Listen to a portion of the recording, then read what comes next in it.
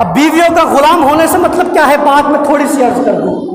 बीवी के साथ काम करा लेना बीवी का गुलाम होना नहीं, बीवी के पैर भी दबा देना बीवी का गुलाम होना नहीं, बीवी के साथ खाना बनवा देना बीवी का गुलाम होना नहीं, बीवी का सर दबा देना बीवी का गुलाम होना नहीं है। मगर बीवी की बात में आकर अपनी माँ से लड़ना, अपने बाप से लड़ना गुलामी है। बीवी की बात में आकर अपनी माँ बाप से लड़ना और उन्हें घर से निकाल देना, यह गुलामी है। आज हमने देखा है कि बूढ़ी माँ है, चला नहीं जाता है, हाथ टकमकाते हैं, हिलते हैं, और एक ही घर के अंदर 2 चूल्हे चल रहे हैं। कसम खुदा की जब मैं चीजें देखता हूं तो मेरा सीना फट जाता है कि या अल्लाह, इन मर्दों को क्या हो गया है, इन जालिमों को हो क्या गया है कि अपनी बीवी की बातों में आकर अपनी माँ के एहसान को भुला दिया, अपने माँ बाप के एहसान को भुला दिया। इन जालिमों ने, तुम्हारी औकात क्या थी भाई? तब तुम खाना नहीं जानते थे, तुम चलना नहीं जानते थे, तुम्हारे माँ बाप चाहते थे तुमसे भीख मंगवाते, तुम्हारे माँ बाप चाहते तो तुम्हें किसी कूड़े पे फेंक आते, लेकिन नहीं, उन्होंने तुम्हें अपने सीने से लगाया, अपने सीने से लगाया, अपने सीने से लगाकर तुम्हें अपना खून पिलाया, और खून पिलाने के बाद तुम्हें जवान किया, और जवान करने के बाद तुम्हारे लिए शादी करवाई कि नहीं करवाई? माँ बाप करवाते हैं कि नहीं करवाते? बताओ, जो माँ बाप तुम्हारी शादी करवा रहा हो फिर वो तुम्हारे खिलाफ कैसे हो जाता है? कभी बात सोची तुम लोगों ने? कभी सोचा, इस बात पे तवज्जो दी कि 2 दिन आई हुई बीवी कि तुम उसकी बात में हाँ मिलाते हैं और कहते हैं कि नहीं साहब वो ऐसी नहीं है, मैं उसे जानता हूं। अरे जालिम, तूने 2 महीने में अपनी बीवी को तो पहचान लिया, मगर 28 साल में अपनी माँ को ना पहचान पाया।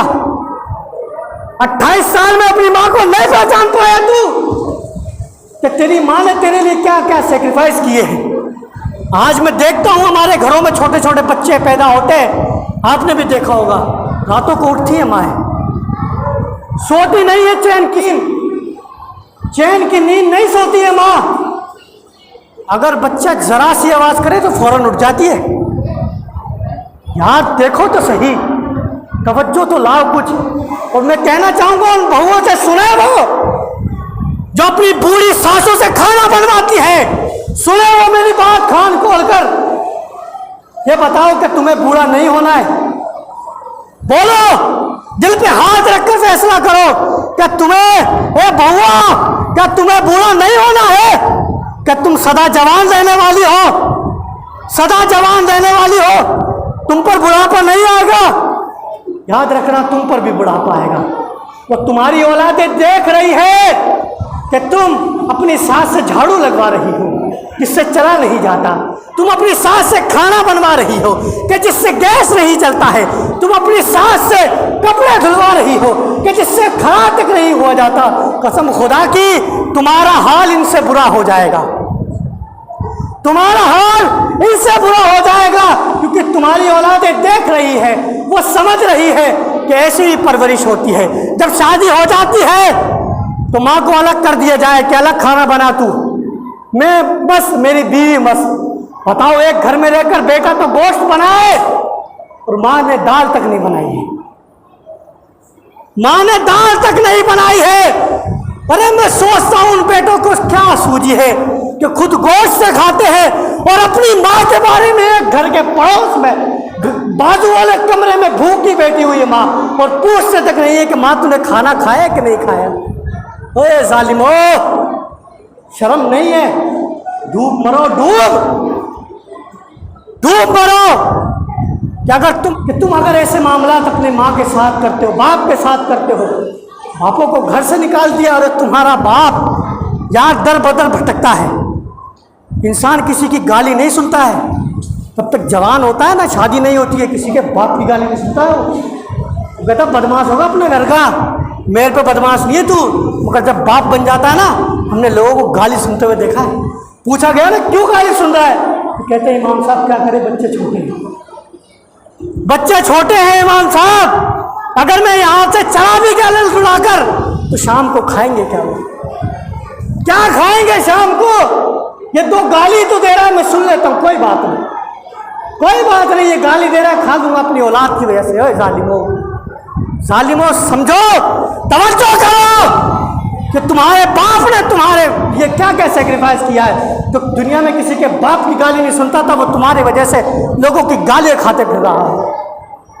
तो तवज्जो करो, कयाम बताओ, ज़लज़ले ना आए तो क्या आएंगे? ज़लज़ले गुनाहों की वजह से आते हैं, गुनाहों की वजह से आते हैं। तुम तौबा कर लो, अल्लाह तबारक व तआला इन ज़लज़लों को दूर कर देगा। समझ में आ रही नहीं आ रही बात?